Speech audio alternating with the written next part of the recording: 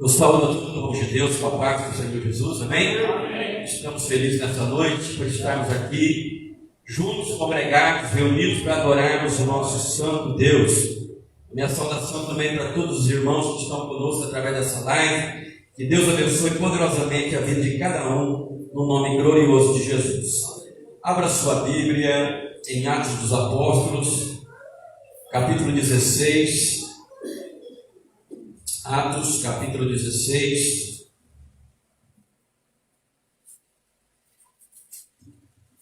Aleluia. Vamos estar lendo do versículo 25 até o 31. Aleluia, Deus. Dá a impressão que eu e a pastora combinamos, né? Deus, a passagem na abertura, mas nós não combinamos nada. O Espírito Santo de Deus que direcionou ela e que me direcionou também nesse dia. Amém? Ela não sabia o que eu ia pregar. Amém? Glória a Deus. Atos capítulo 16, versículo 25 a 31 diz assim: E perto da meia-noite, Paulo e Silas oravam e cantavam hinos a Deus, e os outros presos os escutavam. E de repente sobreveio um tão grande terremoto, que os alicerces do cárcere se moveram, e logo se abriram todas as portas, e foram soltas as prisões de todos. E acordando o carcereiro, e vendo abertas as portas da prisão, tirou a espada e quis matar-se, cuidando que os presos já tinham fugido.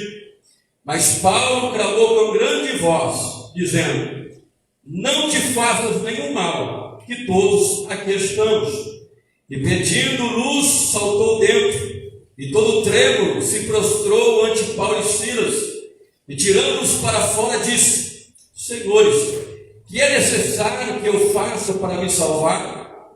E eles disseram: Crê no Senhor Jesus Cristo, e serás salvo tu e a tua casa. Podeis tomar o vosso assento em nome de Jesus. Irmãos, nós estamos nessa noite diante de um texto bastante conhecido que nos conta a história de Paulo e Silas na cidade de Filipos. O texto sagrado diz que Paulo e Silas eles estavam subindo a oração. Se você voltar a página um pouquinho atrás, no versículo 16, vai dizer isso: que Paulo e Silas estavam subindo a oração. E naquele dia se manifesta então uma jovem, e essa jovem ela era possuída de um espírito de adivinho. E ela então começa a clamar e a dizer: olha, estes homens que vos anunciam o Evangelho são servos do Deus Altíssimo. E o texto vai dizer que ela fez isso por 3 dias. Mas Paulo então perturbado, e ele tendo um discernimento que aquilo que aquela jovem estava dizendo, na realidade era o espírito de adivinho que estava usando ela. Ele então repreende o demônio dessa jovem, expulsa o demônio dessa jovem, e ela nunca mais adivinhou nada. Então a primeira coisa que eu quero chamar a tua atenção, você que está aqui, você que está aí em casa, é que, meus amados irmãos, se tem uma coisa que Satanás ele detesta, é a nossa vida de oração. Sabe você que a oração é a chave que move a mão de Deus. Deus ele trabalha através da oração. Deus se manifesta através da oração. Não pense você que Deus não sabe aquilo que você necessita. O salmista, no Salmo de número 139, Davi diz: ainda a palavra não subiu nos meus lábios, e o Senhor já tudo sabe, já tudo conhece. Só que Deus, mesmo conhecendo qual é as nossas necessidades, Ele quer ouvir da tua boca. É necessário você pedir, é necessário você orar. Veja que o Senhor Jesus, Ele sabia qual era a necessidade de Bartimeu. Mas mesmo assim Ele pergunta para Bartimeu: Bartimeu, o que queres que te faça? E ele diz: Senhor, eu quero ver. Jesus, mesmo sabendo da nossa necessidade, sempre Ele vai querer ouvir da nossa boca, através da oração, as nossas necessidades. Então nós temos que ter uma vida de oração, mas uma vida perseverante. Porque se tem uma coisa que o diabo detesta é a oração. Quando você começa a orar, o inferno se levanta. E que isso estava acontecendo com Paulo. Eles estavam ali na cidade de Filipos, na cidade da Ásia Menor, e eles estavam subindo a oração, quando aquele demônio, aleluia, adivinho, ele usa aquela jovem para declarar que eles eram homens de Deus. Esses que nos anunciam as boas novas são servos do Deus Altíssimo. Mas eu quero chamar a tua atenção para algo. Veja que isso que essa jovem estava declarando, que ela estava dizendo, não era mentira. Ela disse: esses homens que vos anunciam as boas novas, o caminho da salvação, são servos do Deus Altíssimo. Ela não falou nenhuma mentira. E por 3 dias ela falava a mesma coisa, mas isso perturbou Paulo. Versículo 18 quer dizer que ele ficou perturbado e ele teve o discernimento que o que estava falando na boca daquela jovem era um espírito de adivinho. E ele então tendo discernimento, ele repreende, ele expulsa aquele mal. Então eu quero chamar a tua atenção para algo: nem tudo aquilo que parece ser de Deus verdadeiramente é de Deus. Se tem uma coisa que nós devemos ter e buscar hoje, é discernimento espiritual. Um dos dons do Espírito Santo é o dom de discernimento de espírito. Quando você tem esse dom, você não é enganado por nenhum espírito maligno. Porque, irmãos, nem tudo aquilo que parece ser de Deus é. Eu sempre costumo dizer, se essa jovem ela vivesse nos dias de hoje, talvez ela estaria pregando até mesmo em muitas igrejas. Porque ela tinha um espírito de adivinho. E através da sua adivinhação, ela dava lucro aos seus senhores.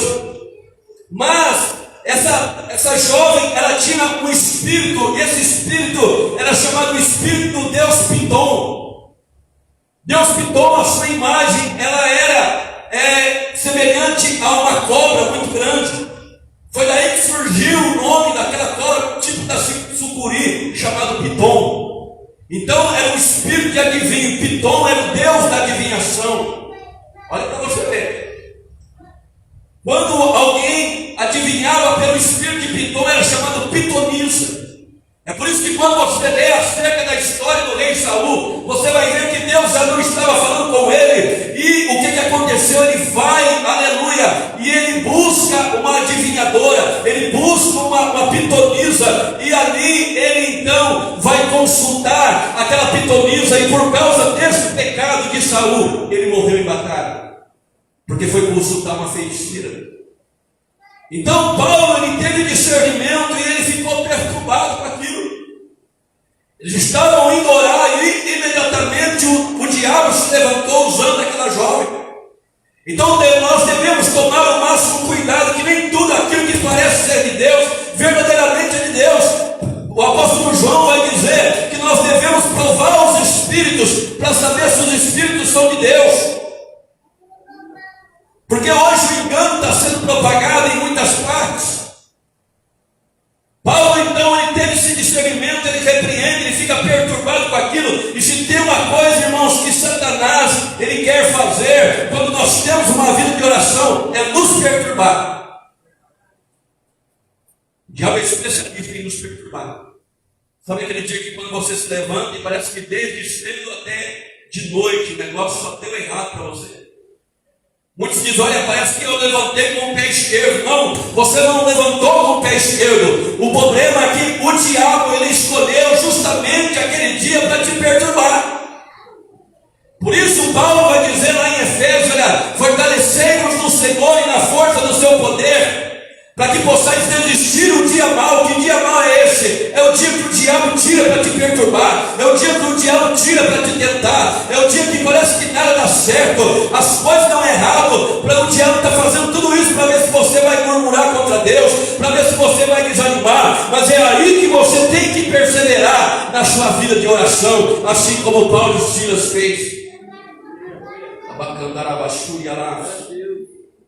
E a palavra de Deus diz, irmãos, e quando isso aconteceu, os senhores daquela jovem viu que ela não adivinhava mais nada. Era um demônio que usava aquela jovem para adivinhar. Então tome muito cuidado. Vê bem para quem você anda dando a tua cabeça. Muitas vezes você acha que é o Espírito de Deus, muitas vezes é o Espírito de adivinho. A cigana também, ela sabe ler o teu futuro.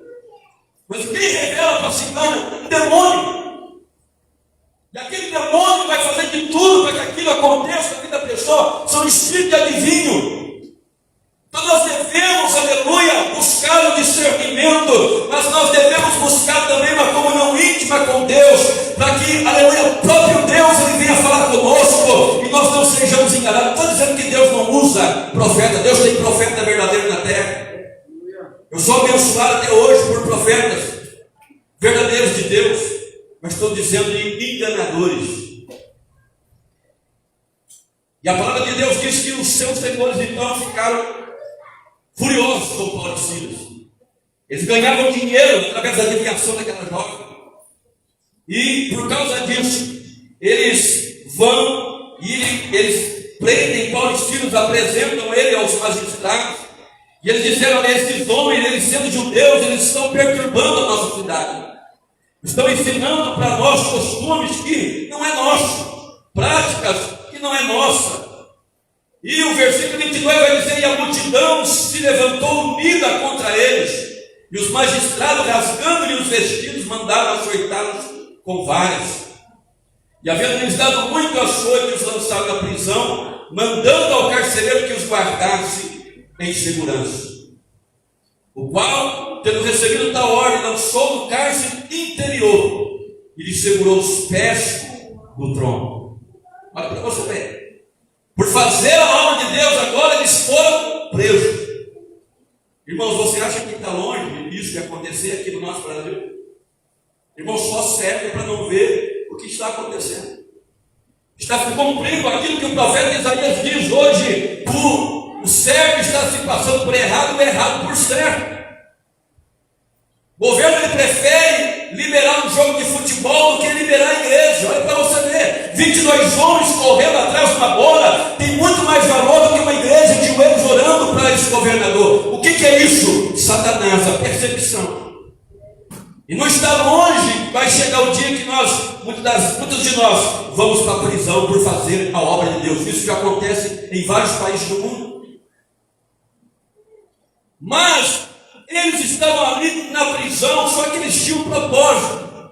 Que propósito que era o deles? Eles estavam subindo orar, mas não puderam ir orar, foram lançados na prisão. Mas isso impediu o propósito deles? Não. Sabe o que eu entendo? Que nada pode impedir o teu propósito. Veja que o propósito deles era orar e adorar. Esse tem também que ser o nosso propósito, independente da circunstância. Talvez seja contrária, talvez a luta tenha sido grande na tua vida, talvez o problema tenha sido grande, talvez você olha e parece que nada está dando certo, mas é nessa hora que Deus quer ouvir o teu louvor, é nessa hora que Deus ele quer ouvir a tua oração, porque adorar a Deus, irmãos, quando tudo vai bem é muito fácil. Adorar a Deus quando a conta bancária está boa é muito fácil. Adorar a Deus quando você abre a tua dispensa e a dispensa está abarrotada de alimento é fácil. Mas Deus ele quer ouvir a nossa adoração é no momento da prova, é no momento da luta, é no momento da angústia, é no momento do deserto, é no momento das covas dos leões.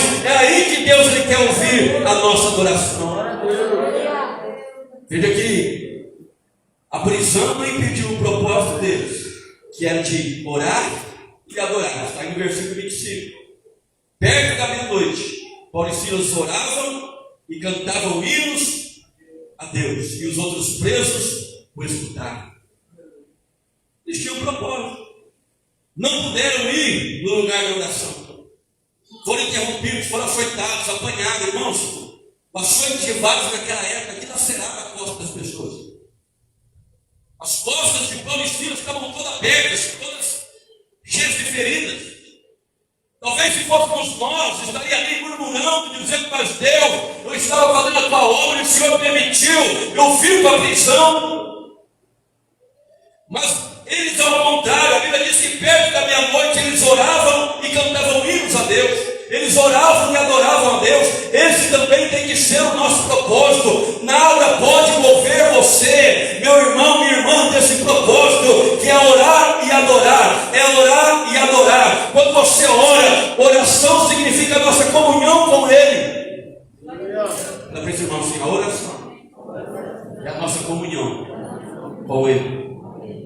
Só que tem um porém. Oração, irmãos, é um diálogo. Oração não é um monólogo. Tem muitos crentes hoje que estão fazendo da oração um monólogo. Deixa eu te explicar para você entender. O que é o monólogo? É quando uma só pessoa fala. Muitas vezes os crentes dobram os joelhos e pede, se levanta e termina a oração. Não pode ser assim. Não estou dizendo que você não pode pedir. A palavra de Deus diz: pedir e recusar, você tem que pedir mesmo. Só que a nossa oração tem que ser um diálogo. Você fala com Ele, aí você se silencia e ouve a voz dele, fica esperando Ele falar com você. E não se levante da oração sem que Deus fale contigo, porque é quando você ora, mas quando você se silencia, quando você se cala e você começa a adorar a Deus, que a voz mansa e suave do Espírito Santo, ela começa então a falar no teu íntimo, ela começa a falar dentro do teu coração, e Deus, Ele começa então a falar com você: filho, não temas, eu estou aqui para te ajudar. Deus vai se revelando a você, Deus vai falando com você, e quando você se levantar do lugar da oração, você falou com Ele, você sabe a vontade dEle, nada e ninguém vai mover você do propósito que é orar e adorar a Deus. Mas veja que o propósito deles era orar e adorar. Oração, comunhão e adoração. O nosso louvor a Deus. Através da oração, você tem comunhão com Ele. E através da adoração, você está louvando o nome dEle. Irmãos, isso é muito sério. Como eu disse, tem uma coisa que Satanás, ele detesta, é a oração. Ele vai fazer de tudo para você não orar. Ele vai fazer de tudo para calar a sua voz. Por isso a Bíblia diz que nós devemos perseverar em oração. Paulo vai dizer: orai sem cessar. O que significa orar sem cessar? Você se levanta pela manhã, você fala com Ele. Você vai trabalhar, você está falando com Ele. Você está trabalhando, mas o teu pensamento está ligado nele. Você vem do trabalho, mas você vem meditando nele. Você vai dormir, aí você dorme falando com Ele. E da mesma forma que você se levanta, o teu pensamento é dele. O teu último pensamento ao se deitar é dele. Isso significa orar sem cessar. Quando você faz isso, não tem prova, não tem luta, não tem circunstância contrária que te mova da tua fé, que mova a tua vida com Deus. Por quê? Porque você está tendo comunhão com Ele. Você passou a manhã falando com Ele, Ele falando com você. Você foi trabalhar, você estava falando com Ele, Ele falando com você. E você acha que quando surgiu um problema, você acha que você passou boa parte do dia falando com Deus, você acha que é na hora do problema que Deus vai te abandonar? Se você falou com Ele, se você sentiu a presença dEle, por isso a importância de uma vida de oração. Quando você ora, você não é pego de surpresa. Quando você ora, nada move você, nada tira você do lugar, nada, aleluia, vai abalar a tua fé, porque você sabe, como Paulo, em quem tem crido. Pode vir a luta que for, você sabe que Deus é com você, você sabe que Deus é contigo. Irmãos, a oração é tão importante. Um dos pastores da maior igreja do mundo, essa maior igreja do mundo, ela fica na Coreia do Sul, em Seul. O nome dele chama Po Yong-cho. Sua igreja tem 700 mil membros. E 5 horas da manhã, todos os coreanos, eles estão ali, de joelhos, orando. Pastor Hernando Dias Lopes, ele visitou essa igreja e ele disse que, quando foi perguntar para aqueles pastores o segredo do crescimento da sua igreja, eles disseram: olha, vocês brasileiros, vocês se levantam de madrugada para trabalhar, nós nos levantamos em primeiro lugar para orar. A oração vem primeiro do trabalho, depois que eles oram, eles vão trabalhar. Certa feita, o pastor Po Yong-cho é o autor do livro A Quarta Dimensão. Se você não leu esse livro, leia, muito tremendo esse livro. A Quarta Dimensão, Po Yong-cho. Se você quiser, eu passo para você ler no celular. Certa feita ele estava orando no seu gabinete pastoral. E a sua secretária então entra no gabinete, interrompe a sua oração e diz: olha, o presidente da Coreia do Sul está precisando falar com o senhor. E ele disse: eu não posso atender agora porque eu estou no compromisso mais importante. E ela volta e ela no telefone fala com o presidente: olha, pastor Poyoshô não pode te atender agora porque ele está num compromisso importante. E o presidente do outro lado da linha disse: olha, você não entendeu, fala para ele que é o pastor, é o presidente do país que está querendo falar com ele. E ela volta novamente e diz: olha, ele mandou dizer para o senhor que é o presidente do país que está querendo falar com o senhor. E ele novamente falou: fale para ele que eu estou atendendo alguém mais importante, eu estou na presença daquele que é Rei dos Reis e Senhor dos Senhores, e ninguém é mais importante do que ele. Então ele diz que a oração ela tem que ser primária e não secundária. E a oração na vida de muitos crentes tem sido secundária. O que isso significa? A oração tem que estar em primeiro lugar e não em segundo lugar na nossa vida. Tem que vir em primeiro. Então na vida de Paulo, você vê que a oração era em primeiro lugar. Na vida de Silas da mesma forma. Nada pode nos mover, irmãos, desse propósito de orar e adorar a Deus. A palavra de Deus vai dizer acerca de Jó, mesmo na prova, mesmo passando, tendo perdido os seus bens, mesmo perdido os filhos, a sua mulher diz: Jó, você ainda retém a tua sinceridade, amaldiçoa o teu Deus e morre. E ele disse: olha, você fala como qualquer doida mulher, eu recebi só os bens do Senhor e não receberia o mal também. O Senhor deu, o Senhor tomou, bendito seja o nome do Senhor. Mesmo na prova, Jó adorou a Deus. A palavra de Deus vai dizer também acerca do profeta Daniel. Daniel estava ali em Babilônia, havia um decreto dizendo que ninguém podia fazer qualquer petição a nenhum Deus a não ser ao rei Dario. Veja que o decreto tinha sido estrategicamente montado para encher o coração do rei Dario de orgulho. Por isso ele assinou o decreto sem pensar. Mas quando Daniel ficou sabendo que o decreto tinha sido assinado, ele não parou a sua vida diária de oração. A Bíblia Sagrada diz que 3 vezes ao dia ele subia nos seus aposentos, ele abria a janela da sua casa, do seu quarto para a banda de Jerusalém, e ali ele se dobrava perante Deus e ele orava ao Deus do céu. E ele não deixou de orar. Ah, pastor, mas ele foi lançado na cova dos leões. Por causa disso ele foi lançado, mas o leão não pôde fazer nada com ele. Ele saiu dali ileso, sem nenhum arranhão. Sabe por quê? Porque ele tinha a sua vida diária de oração como primazia. Da mesma forma, meu querido irmão, minha querida irmã, você que está em casa, se você quer ser abençoado, tenha uma vida de oração. Não pare nunca de orar. Persevere na oração, persevere na tua adoração a Deus. Sabe por quê? Porque a nossa adoração, ela move cadeias. Olha, está aí no versículo 26. E de repente, sobreveio um tão grande terremoto, que os alicerces do carro se moveram, e logo se abriram todas as prisões, e foram soltas as prisões de todos. Olha para esse irmãozinho, a nossa adoração tem poder de mover cadeias, despedaçar grilhões, abrir portas de prisões. Foi o que aconteceu. Tudo isso através da oração. Quando você adora, sabe o que acontece? Deus manda um terremoto. Quando nós adoramos a Deus, irmãos, as coisas não ficam do mesmo jeito. Quando nós começamos a orar em primeiro lugar e adorar a Deus, Deus ele manda um terremoto e vai sacudir, aleluia, os alicerces de toda a prisão, aleluia. As coisas não vão ficar do mesmo jeito. Talvez você chegou aqui hoje e talvez a tua vida está inerte, a tua vida está parada, parece que nada está saindo do lugar, parece que você não consegue avançar, parece que você não consegue sair do lugar. Mas comece a orar, comece a adorar a Deus, e o terremoto de Deus vai acontecer na tua vida. As prisões vão ser abertas, Deus vai sacudir os alicerces, Deus vai tirar as coisas do lugar quando você orar e adorar a Deus.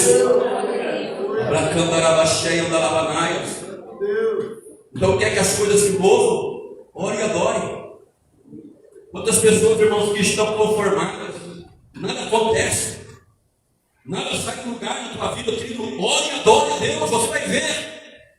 Ore e adore a Deus e as prisões vão ser abertas. Está dizendo que foram abertas as prisões de todos. através da oração e da adoração de Paulo. E eu profetizo nesta noite, no nome do Senhor Jesus, que quando você começar a orar e adorar, não tem prisão que vai resistir, não tem cárcere, querido, que não vai ser aberto na tua vida. A tua família vai ser liberta, o teu filho vai ser liberto, o teu esposo vai ser liberto. Tudo isso através da tua oração e da tua adoração. De calabachurialás. Sabe por quê, irmãos? Porque a palavra do Senhor diz assim, que a unção, ela despedaça o jugo. O jugo será despedaçado por causa da unção. Quantos querem a unção de Deus? Muito simples, paga o preço. Fala para os irmãozinhos que unção custa caro. Fala assim, a salvação é de graça. É dom de Deus. Mas unção custa caro. Tem que pagar o preço. Através da unção, o jugo é despedaçado. O que é o jugo, pastor?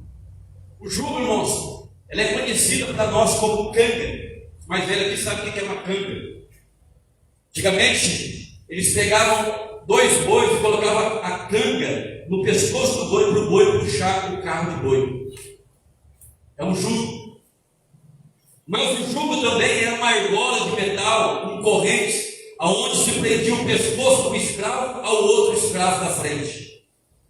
Então, quando você adora a Deus, quando você ora, a unção de Deus vem sobre a tua vida. E quando a unção de Deus vem, não tem jugo, não tem cadeia, não tem prisão, não tem amarra que possa te prender. Pelo contrário, Deus, ele sacode a tua vida. O terremoto de Deus acontece, a tua vida é abençoada, Deus alcança os teus, as prisões são abertas. Por quê? Por causa da unção de Deus que está sobre a tua vida. O próprio Jesus em Isaías 61. Essa palavra estava profetizando acerca do Messias depois do seu ministério terreno, quando Jesus ele entra na sinagoga de Nazaré e declara: o Espírito do Senhor Jeová está sobre mim, e Ele me ungiu para pregoar as boas novas ao cativo e declarar liberdade de prisão aos presos. Olha para você, tudo por causa da unção. O Espírito do Senhor Jeová está sobre mim e Ele me ungiu. Receba essa unção em nome de Jesus. Você tem a unção de Deus para repreender o mal. Você tem a unção de Deus para, aleluia, mover alicerces de cadeias. Você tem a unção de Deus, querido, para quebrar cadeados, para quebrar as amarras, para cortar o fio da espada toda a amarra de Satanás que se levante contra ti e contra os teus. Mas tudo isso, irmãos, aconteceu quando eles louvaram. Você tem louvado a Deus? A gente cantou aqui: te louvarei, não importa a circunstância. Independente da circunstância, o nosso louvor tem que estar continuamente na nossa boca. Por isso o salmista vai dizer: louvai ao Senhor, buscai a sua face continuamente. Não é só na hora da bonança, não é só na hora da bênção, não, é na hora da aprovação, porque é através da aprovação que você é aprovado por Deus. É quando você é aprovado que depois você é aprovado, e a bênção de Deus ela chega na tua vida. E sabe o que aconteceu? A Bíblia Sagrada vai dizer que quando aconteceu aquele terremoto, o carcereiro então ele acorda, está no versículo 27, e ele vendo abertas as portas da prisão, ele tira a sua espada e ele quer se matar, porque ele imaginava que os presos já tinham fugido. Mas Paulo clama com grande voz, dizendo: não te faças o mesmo mal, porque todos aqui estamos. E ele então pede luz, ele salta dentro daquele cárcere, todo trêmulo, e ele se prostra ante Paulo e Silas, e ele tira eles para fora, e ele pergunta: senhores, o que é necessário que eu faça para me salvar? E eles responderam: crê no Senhor Jesus Cristo, e será salvo tu e a tua casa. Irmãos, essa é a maior promessa para a tua vida. Poucos aqui entenderam, poucos falaram glória a Deus. Eu sei que a máscara atrapalha, mas você está dizendo: crê no Senhor Jesus e será salvo tu e a tua casa. Quer promessa mais gloriosa do que essa? O projeto de salvação de Deus é para você e para a tua casa, é para você e para teus filhos, é para você e para o teu esposo, é para você e para a tua esposa, é para você e para os teus filhos. Deus não quer perder a tua família para o diabo, pelo contrário, está dizendo: crê no Senhor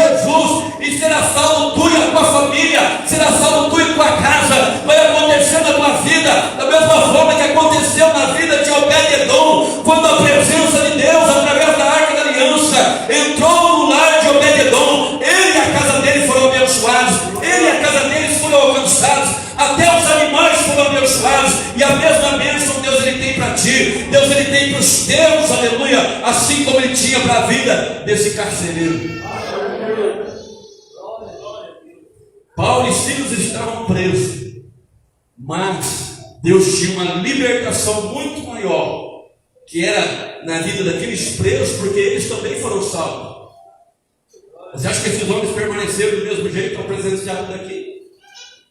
Está dizendo que Paulo e Silas oravam, cantavam hinos, e os outros presos os escutavam. Teu vizinho tem escutado teu louvor? Teu patrão tem escutado teu louvor quando você está trabalhando? Ou você tem vergonha de louvar a Deus perto dos outros? Não se envergonhe. Você se envergonhar de Cristo, Ele vai se envergonhar de você no último dia. Adore a Deus.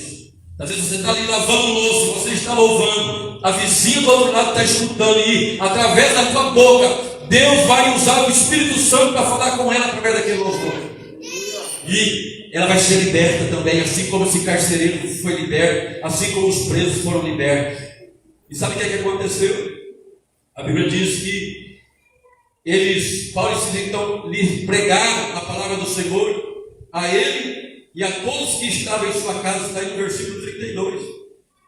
E tomando-os ele consigo naquela mesma hora da noite, lavou-lhe os vergões, e logo foi batizado ele e todos os seus. Profetizo nessa noite que você e toda a tua casa vai ser salvo. Aqueles que ainda não são batizados vão ser batizados para a honra e a glória do Senhor. É cumprimento da palavra dele, não sou eu que estou dizendo, é a palavra que está dizendo: crê no Senhor Jesus e será salvo tu e tua casa. O lar desse carcereiro todo foi batizado, foi salvo perante Deus.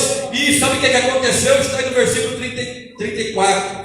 E houve grande alegria naquela família, porque está dizendo que levando-os à sua casa, lhe pôs à mesa, e na sua crença em Deus alegrou-se com toda a sua casa. Eu profetizo que vai ter a alegria de Deus sobre a tua casa, sobre a tua família. Ah, pastor, mas os dias são maus, não importa.